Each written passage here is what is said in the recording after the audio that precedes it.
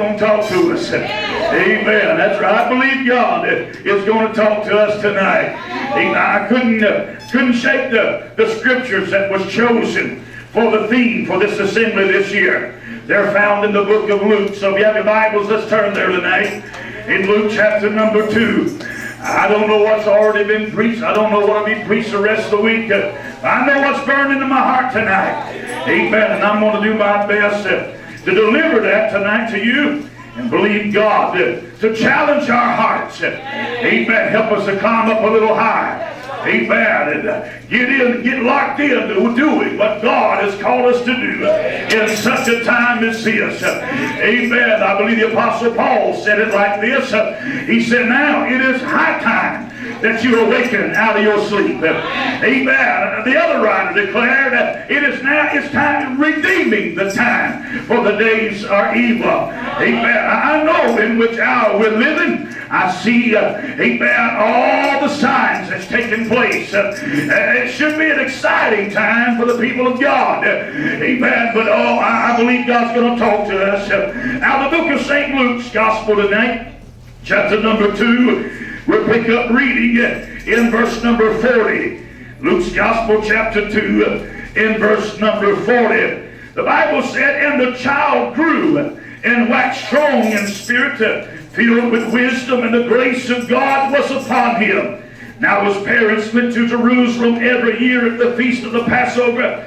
And when he was 12 years old, they went up to Jerusalem after the custom of the feast. And when they had fulfilled the days, as they returned, the child Jesus tarried behind in Jerusalem, and Joseph and his mother knew not of it. But they supposed him to have been in the company when a day's journey, and they saw him among their kinsfolk and acquaintance. And when they found him not, they turned back again to Jerusalem, seeking him. And it came to pass that after 3 days, they found him in the temple, sitting in the midst of the doctors, both hearing them and asking them questions. And all that heard him were astonished at his understanding and answers. And when they saw him, they were amazed. And his mother said unto him, Son, why hast thou thus dealt with us? Behold, thy father and I have sought thee sorrowing. And he said unto them, how is it that ye sought me? Wist ye not that I must be about my father's business? And they understood not the saying which he spake unto them. And he went with them and came to Nazareth and was subject unto them. But his mother kept all these sayings in her heart. Again, in verse 52, Jesus increased in wisdom and stature and in favor with God and man. May God add his blessings to the reading of his word. Amen. Even as we begin to get into the word of God, and we see tonight the beginning where Christ, amen, first now, amen, there's an acknowledgement that he is the Son of the living God. Amen. Prior to this, amen, he's a child, he's a baby, he's growing, amen, but the knowledge now is present. Amen. I begin to think about, amen, this theme. Think about, amen, the time. Now it is time. Amen. You can stop your watches tonight. You can kill your batteries on your phone. All that time stops, but time continues. Time as we know it tonight is fast running out. Amen. Time within itself cannot be reclaimed. It is now. Now it's past. Amen. There's another second and another minute ahead. And what we understand tonight is what we do with this time and where we place our focus with the time that we have been allotted now. Amen. We see tonight that Christ being 12 years old. Amen. Think about your 12-year-old boy. Amen. Think about your 12-year-old 12-year-old grandson or child tonight, think about what they would be doing at that age. Amen. Well, in the technology age, they may be on their phone, they may be texting, they may be playing a game. I don't know what was happening way back then. Even maybe they was combing the donkey. I don't know. I can tell you one thing. Jesus was not like every other boy. I'm here to tell you, it began at 12 years old, and it began all the way down. God will have a people that's going to be separated, that's going to be different, it ain't going to be like everybody else. Everybody else is 12-year-old boy. Amen. It's out there playing, running around, doing their own thing. But the Son of God is at that temple, at the synagogue. He's not just answering questions, he's asking questions. Even there has a knowledge now come to him. Even I must be about my Father's business. Even first of all tonight, even you got to know what the Father's business is. Even you got to have a knowledge of what that business is. Amen. Before you can ever get busy doing that, you got to know, amen, what that knowledge is.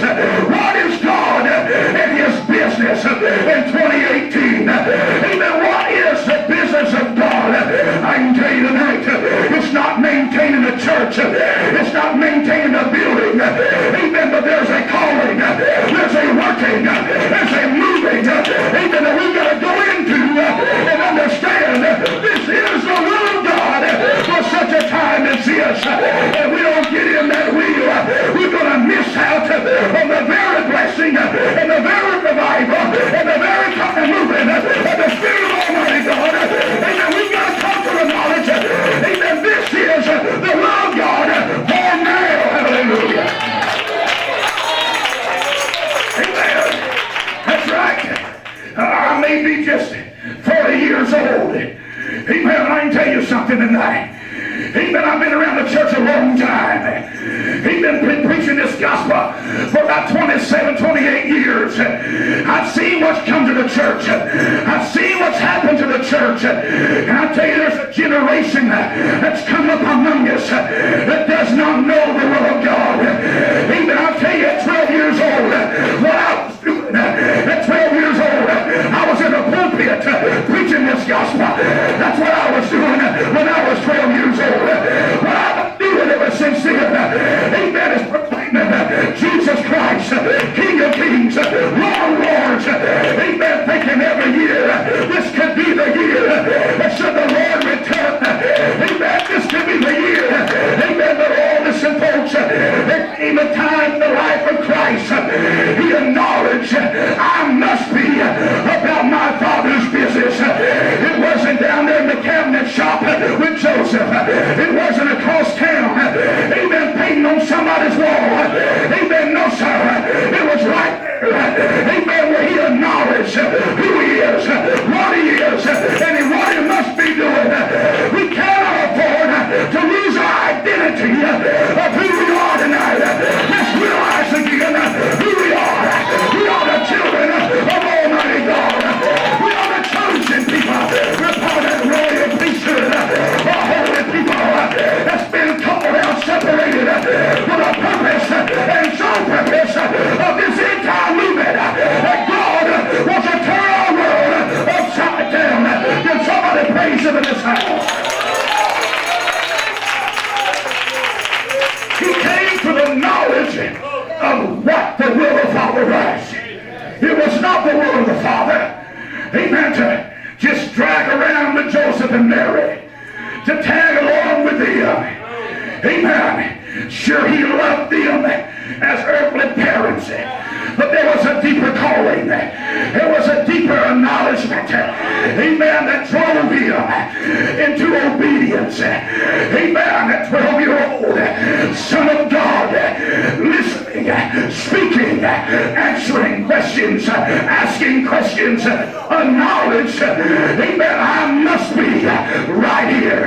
Amen. I must be. Amen. Let me tell you something. He knew that his time would be short. He knew he wasn't going to live to 80 years old. He wasn't going to live to 50 years old. work was going to be short. Amen. It began at 12 years old of acknowledging it's not about worldly things. It's not about doing things here on this earth. It's not about building a kingdom here. It's about the Father's business. It's about the Father's business and doing it the way the Father wants it to. Hallelujah. Obedience, amen, was part of this. Amen. Let me tell you something, folks. Amen. A lot of 12-year-olds tonight, amen, look over there and say, well, you know, in our day, amen, they would not have been submissive like he was. Amen. Jesus, amen, he didn't stand there and argue with them and say, I've got to stay here. No. Amen. When it was time to go back, he went with them. He fell under their authority. Amen. As parents. Amen. There was an obedience to the Heavenly Father, and there's an obedience to the earthly mother and father. But when I know Joseph wasn't his father, let me tell you, there was a certain respect, and there's a certain respect to the authority of who he was, the position. Amen. I don't want to get hung up there tonight. Amen. But I'm here to tell you, amen, Jesus first acknowledged what the will of the Father was, what the business of the Father was. We've got to refocus tonight. So many times we get distracted, amen, about doing the will of God, and distracted about doing the business of God. Amen. We let other things get in our way. Amen. Come up in our lives. Amen. That robs us of our prayer time. Robs us of the Bible study. Amen. Robs us of all these things. Amen. That causes men and women, even to draw back and do their own will. I'm here to tell you, God ain't interested in your will. He's interested in his will being done. He's not interested in your kingdom.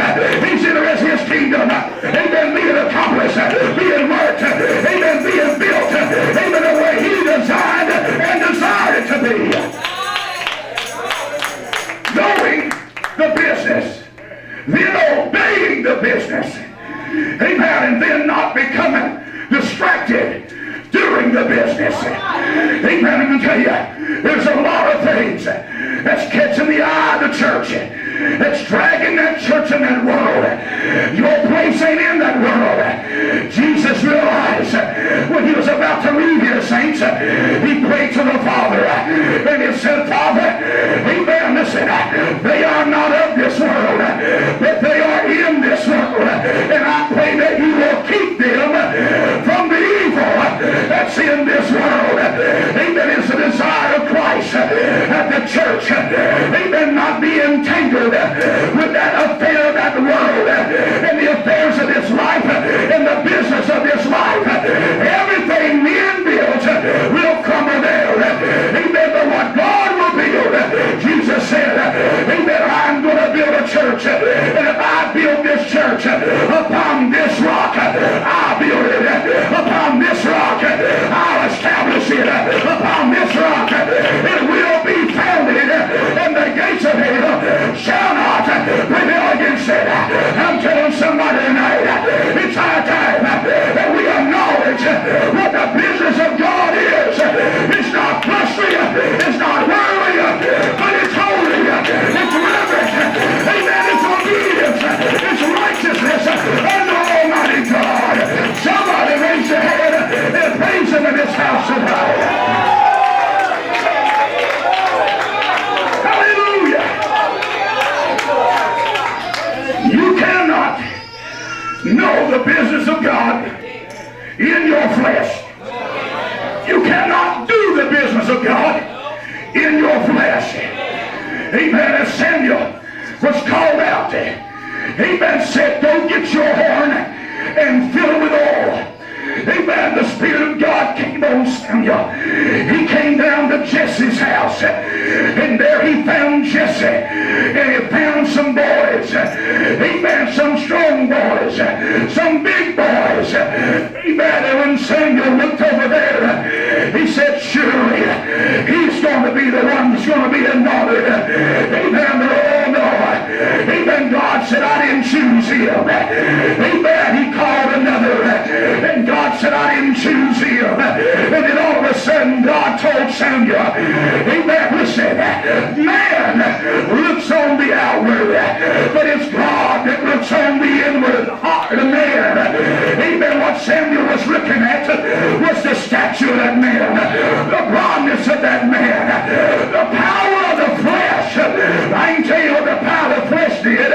When Goliath came out, he ran away. Amen. When Goliath showed up, Saul ran back. The brethren of David ran back. Amen. That it came down to it. Amen. That Samuel said, is there not another? Amen. Don't you have another son? Yeah, he's back out there. What was he doing? He was tending the business of the Father. Amen. He was taking care of the sheep. Are you listening to me tonight? He was obedient to the Father Jesse. But God said, I've got something else in store. I've got something else in mind. Amen. You're not going to stay back here tending this sheep. I've got business I want you to tend to back at the palace. I'm telling you, God's got business He wants you to tend to. Amen. The kingdom work tonight. Let's jump into this house. Hallelujah. Hallelujah. God said, I've got different business. My business is tending sheep. I don't have time to preach to you tonight. Amen. From the pasture to the palace. That's a whole series of meeting. Amen. I can tell you one thing tonight. Amen. When he's called in there, Samuel didn't hesitate to pour that oil on his head. Amen. Going to anoint him to do the business of the king. Before you can ever do the business of the king, you've got to be anointed. Is it you ain't here to me tonight? Amen. And before you do the business of the king, you got to be anointed. That's right. Now we're going to tie up this in here. Amen. All this ain't on this. It's just God. Amen. Amen. God's talking to somebody here tonight. Amen. I just scribbled some down here. Amen. I'm here to tell you. Amen. Before you ever can do the business of God, you got to get anointed. And I'm going to tell you something. God will not anoint your flesh. Amen. When Aaron was called out in that priestly garment, amen, that horn of oil was tilted, poured down his head, ran down his beard, and down to his garment. It never touched his flesh. I'm going to tell you something. The anointing of God ain't never going to touch your flesh. What you do on the anointing, it ain't going to be in the flesh. It's going to be under the power and the authority and the anointing of Almighty God. God said, I'm going to anoint you to do my business. Hallelujah. I'm going to anoint you to do my business. Now we know Jesus. Amen. The second person of the triune Godhead. Amen. He's standing there 12 years old. But there's already been a prophecy spoken in Isaiah that said he was going to be anointed to preach this gospel unto the poor. He was going to be anointed, and eyes of the blind were going to be opened. They that were held captive were going to be free. And then all of a sudden in that New Testament, that prophecy spoken again and now fulfilled. Jesus now anointed. Hallelujah. Amen. At 12 years old, he acknowledged the real, but God knew he ain't ready to perform. He's not ready yet. His time is not yet come. It's not that what he told Mary when she came to him at the wedding of Cana. He said, listen, my time ain't yet here. Amen. The Lord still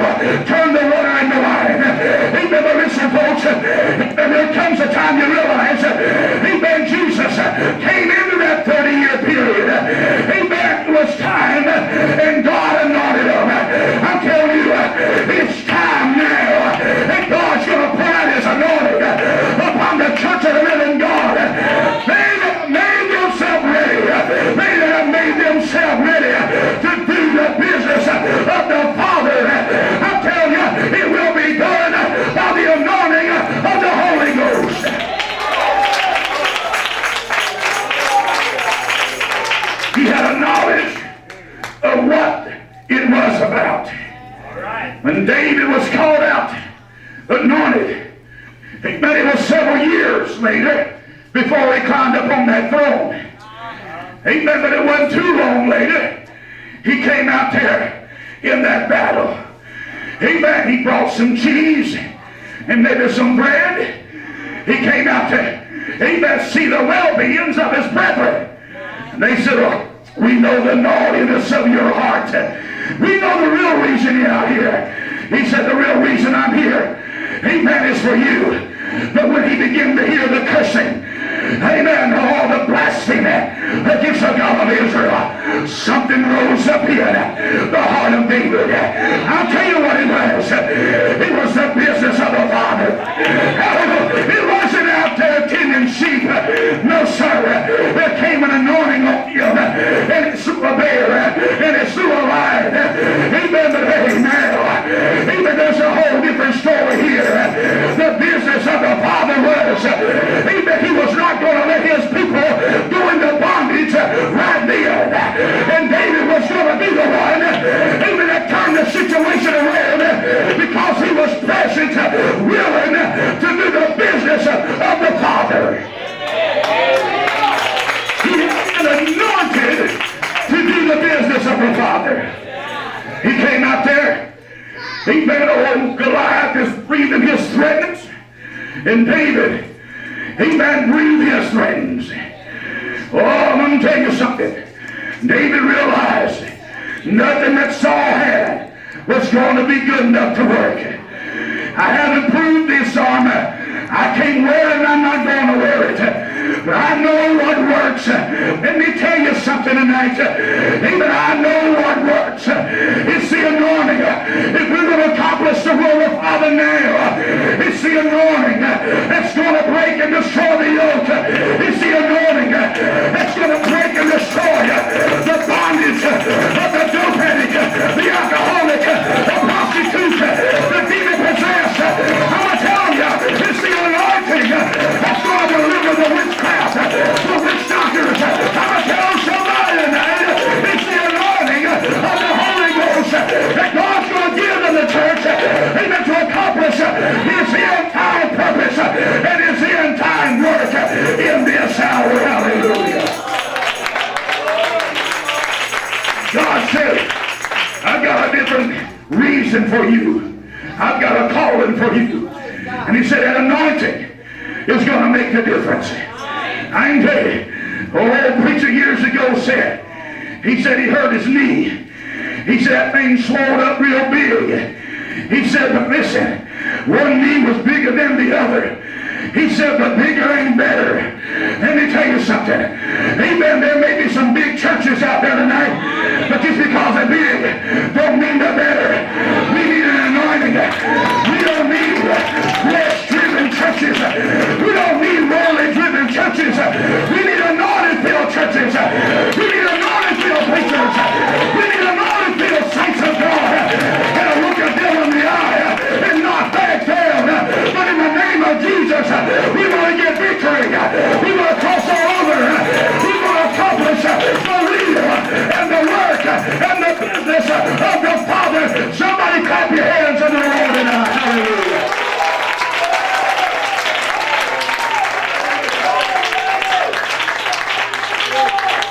When you realize what it is that He's called you to, you'll know, have a knowledge of the business of God. But then you'll realize, I can't do this on my own. David would have been a dead boy if he walked out there on that battlefield by himself. He said, you come with me with a shield and sword.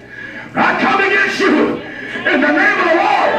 I'm telling you, David was anointed to do the business of the Father, to bring Goliath down and put Goliath in his place. Amen. He raised up that head after he cut it off. Amen. I'm telling you tonight, Israel didn't go into bondage. No, sir. It was the other way around. Because the business of the Father was accomplished by the anointing of God upon the man of God. Hallelujah. You seek victory tonight within your own self, but it ain't gonna come. You can go fill your pockets full of money and say, I got the victory. You may not have the victory like you wanted. You can have all this worldly stuff all you want. I can tell you something tonight. Amen. That anointing, it gets in that heart. It'll cause everything out here to clean up. There's a purpose tonight for this power. He don't just put this power on anybody. He puts it on those he chooses, those he has chosen. Amen. He's just not out there sprinkling, amen, like this movement a few years ago. Amen. Sprinkling gold dust on people. Amen. Saying the Lord showed up and capping everybody's teeth with gold. Amen. You want to go to gold Dennis, he'll give you one. I'm telling you, God, he ain't in all that stuff. He ain't playing church. Amen. They're looking at angel feathers coming out of the ceiling. Gold dust coming out of the AC vents. I'm telling you, amen, God ain't going to do nothing that's going to glorify that flesh. He'll do everything that'll glorify his holy name. He will not build a man. He'll not exalt man. In that day on that battlefield, David wasn't exalted, but the God of heaven, the God of Abraham, Isaac, and Jacob was magnified, lifted up, because the anointing, amen, accomplish the business of the Father. Hallelujah. Hallelujah. Hallelujah. Hallelujah. Oh, praise the name of the Lord. Oh, hallelujah. Amen, to accomplish, amen, the will of the Father, the business of the Father is to acknowledge what it is, to be obedient unto it, and then become anointed to do what it is. And we don't have time to waste time trying to figure it out. He's given us his word. He's given us the instruction. And now it's time to fulfill. It's time to walk in it, live in it, and magnify his name by exalting him. Hallelujah.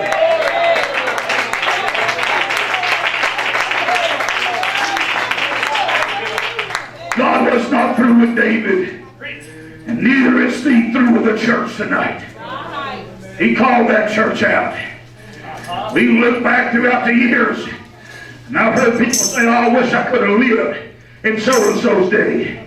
I'm telling you, God wanted you to live then, you'd have been living then. You're living now. This is our hour. This is our day. Amen. I'm seeing the saints of God. I'm seeing the apostleship, the ministers of the Lord, one after another are dying off. They're going on home to be with the Lord. And what's that leave us? It leaves in our hand with the time that's left to fulfill the business of the Father.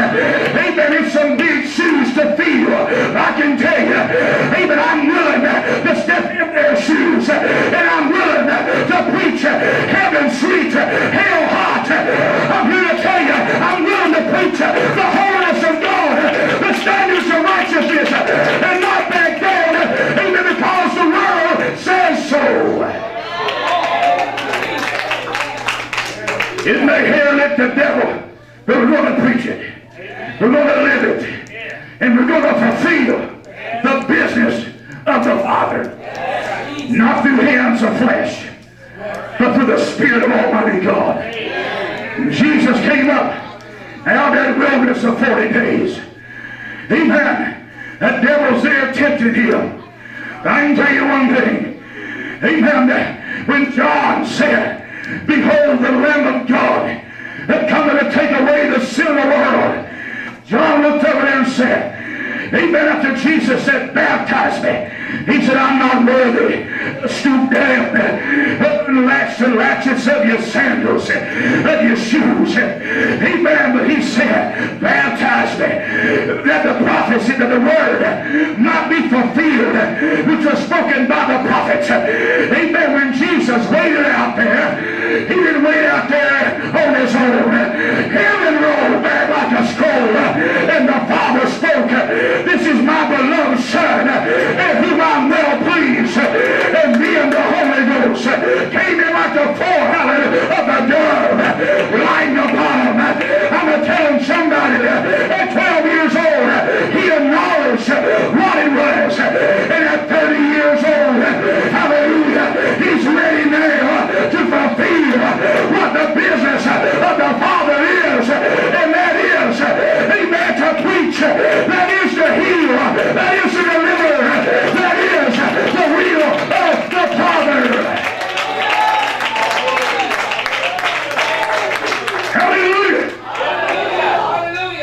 Amen. He said in John chapter 9 verse 4, I must work the works of him that sent me.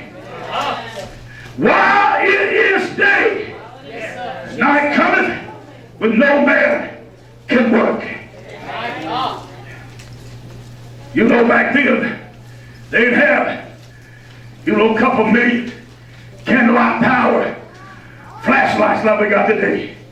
They'd have LEDs and all of that stuff back then. Had some candles, maybe a few lamps. But you know, as well as I do, you can't do a whole lot of work with dim light. But that's what they had back then. So Christ told them, the work will be done during the day. Amen. When the day is gone, then the work comes to an end. Let me tell you something. Jesus said to that people, those disciples, amen, when he was about to leave here, ye all around the world, a city set on a hill that's not to be hidden.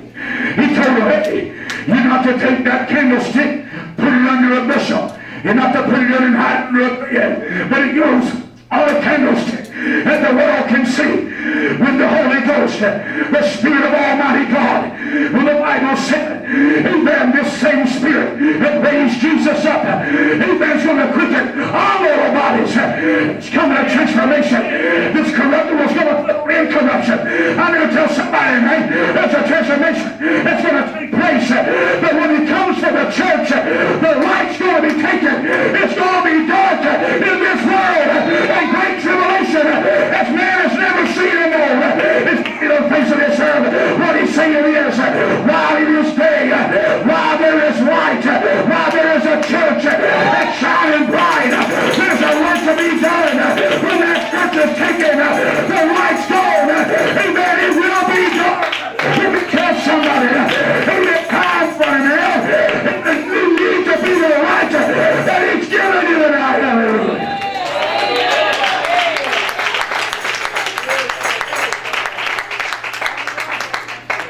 There's not a lot of time left, folks. There's not a lot of time left. I can tell you, amen, either that trumpet's going to sound, we'll go by the way to the grave. I sit down in Trinidad and get a message, and my 37-year-old brother, younger than me, has a heart attack. And I'm in Trinidad, he's in Florida. So me and Pastor Hunt, and Evangelist Jimmy Jones and my family get down and we go to praying. And I'm going to tell you something. It won't long later. Amen. He's doing okay. Amen. He's still a little weak today. But I'm telling you something. We're not promised tomorrow. Amen. We can be taken out right here tonight. Amen. That's why it is important for now. Now is time. Don't you put off another month. Don't you put off another 3 months. Don't you look. Amen. Don't you blame God with what the harvest looks like when you and I are the one doing the sowing. If we ain't sowing, then there ain't going to be much of harvest. Amen. But God is not responsible